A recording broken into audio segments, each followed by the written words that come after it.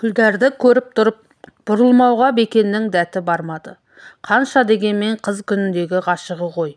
Ол да сонадайдан байқап, сақтықпен жан-жағына жалтақтап қарап үлгірді. Жолыққанына қуаныштылығын жасырып жаппай, жымиып амандасты. Жымиғанда оң жақ бетінің үйреншікті жұқыры түбіне сорылып, бара жатқан иірім судай лып пайда болды да жылдам жоғалып кетті.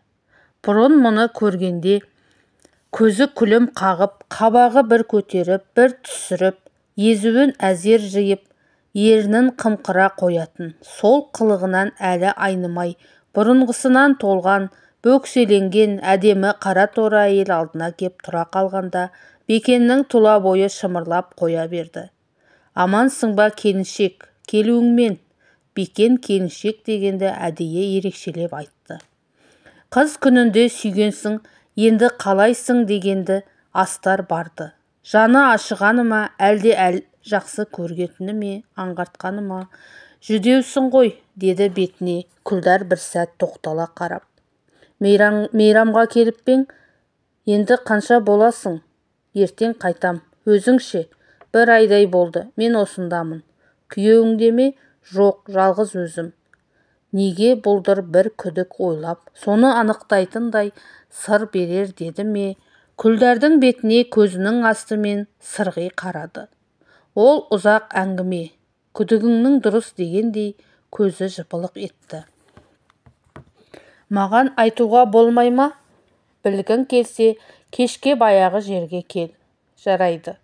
Күлдар өзі келе жатқан дүкенге, Бекен өзі бара жатқан төменге бет алды. Күлдардың күйеуден қайтып келгенін Бекен айтпай-ақ түсінді. Тек онда менің кінәм жоқ па екен дегенді тіксіне ойлады. Кім біледі? Бар болса бар шығар. Бірақ күйеуі соның бәрін біліп үйленбеп пе екен?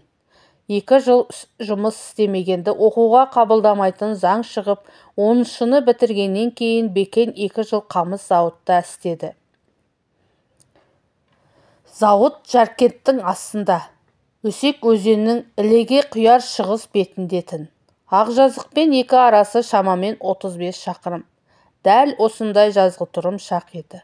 Кенже деген жолдасы екеуі зауыттан шығып, Көкталдан бері жаяулап, түс ауа Ақжазыққа жеткенді. Ауылдың шығыс жақ шетіне бұлар кеп жаңа ілескенде, сол арада моншаның түбіндегі құбырқұдықтан Күлдар суалып жатыр екен. Мен жүре берейін, өзің оңаша сөйлес деді де, Күлдармен алыстан амандасып, Кенже қайрылмастан тіке тартты. Бұрын 1-2 мәрте ойнаған боп бетінен сүйіп, құшақтап алып, әзіл қалжыңға батылдау барып жүрген қызға бұрылмай кету Бекен үшін әрине жігіттік еместі. Күлдар ауылдағы ең әдемі 3-4 қыздың бірі еді. Жұқа жаққан бояудай бет қызылы, қысы-жазы өзгермейтін адам. Бұл ауылда жалғыз осы Күлдар. Күлсе оң жақ бетіне оймақтай шұқыр пайда болады. Әрі өзгеше, әрі сүйкімді, қыздың қылығынан мүлдем кет әрі еместігін аңғартқандай болып, Бекен одан дәме үзбейтін. Бүгін көзіне қыз айрықша құлпырып көрінді. Кешке клубта бірдеме бар ма екен, деді қызға көмейін сұрауымен аңғартып. Білмеймін, бүгін үйден шыққан жоқпын. Бар болса да, жоқ болса да барайықшы. Жоқ болса неменеге барамыз? Біраз қыдырамыз да қайтамыз. Мен ауылды сағындым, шынын айтқанда. Ауылды ғана ма? Ауылдың сағындыратын сен емессің бе? Қарашы, құбыла қалуын. Бас сап сүйіп алғым кеп тұр. Қылжақтама, клубта бірдеме болса маған жолдан соға кет. Мен 7-ден өткенде осында келейін. Егер кино жоқ болса, әуре болмай-ақ осы арада үйге қайтам. Жарай ма? Жарайды. Қыздың әдейі аңғармағансып, аңғалдық жасап, шын мәнінде кездесуге келісіп тұрғанын Бекен әрине түсінген. Уәделі уақытта құбыр-құдықтың қасына келіп, қыздың шығуын күтті. Күлдар едәуір кешікті. Біраздан кейін көңіліне күдік кіріп, осы қыз алдаған жоқ па, деуге айналды. Төңірек қараңғы тартып кетерін, не тағы күте тұрарын білмей, әбден тықырши бастағанда, қыз сұлбасы үй жақтан қараң етті. Көп күттің бе? Кешір, кішкентай сіңілім ұйықтатып шыққанша осы болды. Қазір ол тағы оянып кетуі мүмкін. Менің бір жаққа барғалы отырғанымды сезіп, көзін бір ашып, бір жұмып сақ жатыр. Соны әбден ұйықтатып, бірақ шығайын. Кішкене күте тұр, деді де, мұның келісімін күтпестен, қайтадан үйіне қарай жүгіріп жөнелді. Көкектің түні Бекенді біраздан кейін тоңдыра бастады. Сәнденіңкіреймін деп жұқа киінгенді, мына түрімен қызбен қайда барарын ойлады. Қалтырап жүріп қалай қыдырады. Қыздың келе жатқанын көріп, қарсы жүрді. Бірден байқады. Ол қалыңдау киініпті. Киноға барамыз ба? Деді Күлдар қуланып. Қайдағы кино? Ел жатуға айналды. Онда бізде жатайық. Бар үйіңе қайт. Жылы үйден шыққан адам далада мұздап тұрған адамға жаны ашима десе, сен бірден қууға айналдың ғой. Тіпті қол-аяғым қатып қалды. Жылытшы, деді де Бекен өзіне қарай қыздың қолынан тартып. Туы қолың қандай тастай, әбден жаурапсың ғой. Әбден жауратыппын ғой де. Әбден жауратыппын ғой. Ауырып қаларсың. Үйге жүрші, бір-екі шыны шай ішіп шық. Әкең ұрып өлтірер, одан да ауырғаным жақсы емес пе? Әкем үйде жоқ, қорықпа.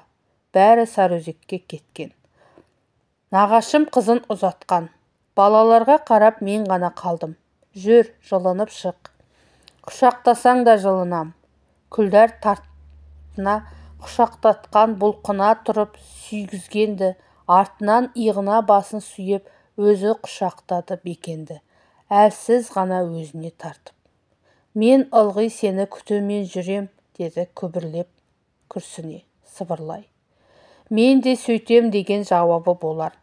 Бекен қайта құшақтап, бұл жолы бұлқынбаған, тартынбаған, қызды аузынан, тамағынан қайта-қайта алқына аймалап, ұзақтау сүйді.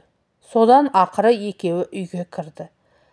Қоржын там үйдің бір шеткісінде үйелмелі-сүйелмелі екінісі мен бір-екі жасар сіңілісі тәтті ұйықтап жатыр екен. Екеуі қарсы бөлмеге барып, текемет үстіндегі көрпеге отырысты. Күлдар ортаңғы үйге от жағып шай ысытты. Жерге дастархан жайды. Жаңа үйленген ерлі-зайыптыларша біріне бірі жымыңдап қарап жарасты. Ынтығысып шай ішті. Біреу кіріп келеме деп қорқып отырғанымыз болмаса, ерлі-зайыптылар сияқтымыз, деді. Бекен ұқсастықты дәл тауып. Ұмытыла кеп көрпенің шетіне отырған Күлдарды еркелете бауырына тартты. Ылғи өстіп саған шай құйып беріп отырсам арманым болмас еді, деді жымия күрсініп. Оған Бекен онша мән берген жоқ. Бұл әрекетіміз үйленуге ұласа ма жоқ па деген қыздың заңды күдігі деп қана ұқты. Осында текеметтің үстіне төсек сап берші, таң ата тұрып кетейін, деді еркелеп. Салып берейін, дастарханды жинайын ба? Жинай, дегенді білдіріп, Бекен үн-түнсіз бетін сипады. Ыдыс-аяқтың ортаңғы үйге алып кетті де, қайта кіріп, Күлдар үн-түнсіз төрдің бір шетіне төсек салды. Ал жата бер, деді де, жамылғы көрпені төсектің үстіне тастай беріп, өзі үйден шығып кететін кісіше босағаға барып шам өшіргішті шырт еткізді. Бекен ыршып барып қызды ұстай алды. Кетпе, қасыма жат. Екеуі құшақтасқан қалпы төсекке ұмар-жұмар құлады. Бекенге Күлдар өстіп өз еркімен берілген. Арада 20 шақты күн өткеннен кейін қамыс зауыттан қайта бір келген Бекен Күлдардың күйеуге тиіп кеткенін естіп, аң-таң болған да қалған. Күйеуі сол әке-шешесі тойға кеткен Сарыөзек жақтан көрінеді. Бұл қызды содан кейін көріп отырғаны бүгін. Жалғасы екінші бөлімнен тыңдай аласыздар. Назар салып тыңдағандарыңызға рахмет. Менің каналымды қолдап, тіркеліп кетіңіздер. Сау болыңыздар.